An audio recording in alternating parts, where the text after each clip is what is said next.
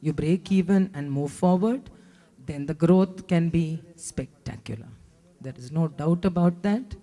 And I heard some Steve Jobs and Bill Gates when I was asking about business. I would expect that each of you here would be a potential Bill Gates or a Steve Jobs.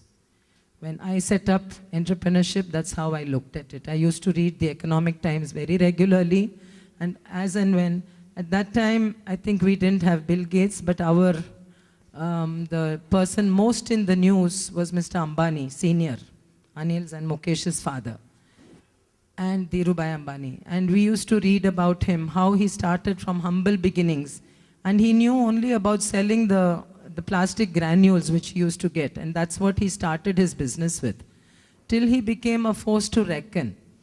And in our business school discussions and presentation and training programs, there were many, many case studies about how people had come, and we used to observe. And when I was my first stint as a banker, when I was there, one of the areas I got trained in was as a turnaround specialist, which means to look at small businesses which were not doing well and to see what kind of strategies we needed to implement. These were single person operations or two partner operations, which were not very large companies. Identify what were the problems and see how we could turn around the companies to make sure that they made a profit. And my work there was so challenging. And each time we would get an assignment in a different field. Once it was in plastics, once it was iron and steel, once it was in ferrites, once in food.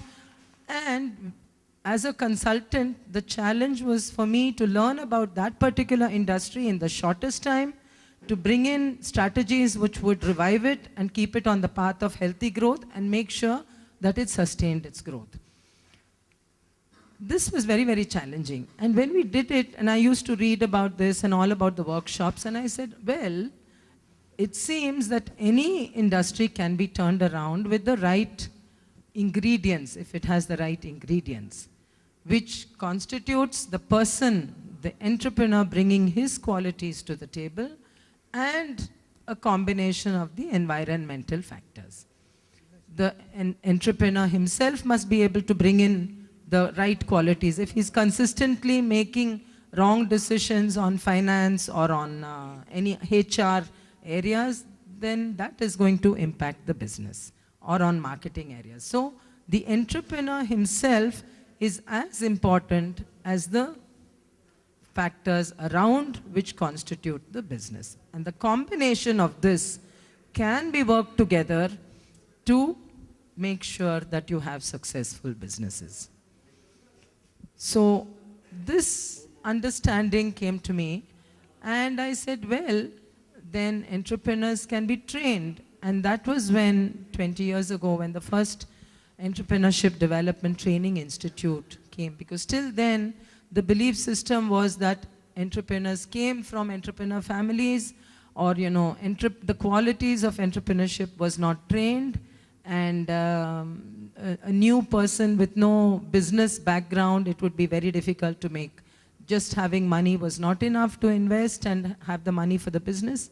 So these were some of the belief systems then, which have been methodically demolished over the last 20 years. Today, we do know that an entrepreneur can be created, can be born, everybody has dreams. And if we go about it in a systematic manner, they are capable of making successful businesses. So, I think about 100, 150 people are here. How many? Umesh is not. Well, whatever number. Let's look at the economics of it. Okay? You were talking about Bill Gates and Steve. Let's not go to that level. If you do a turnover of 1 crore, assuming that the lowest return which you get in the bank is 10 lakhs, right? So each of you do a crorepati turnover, you become a lakpati.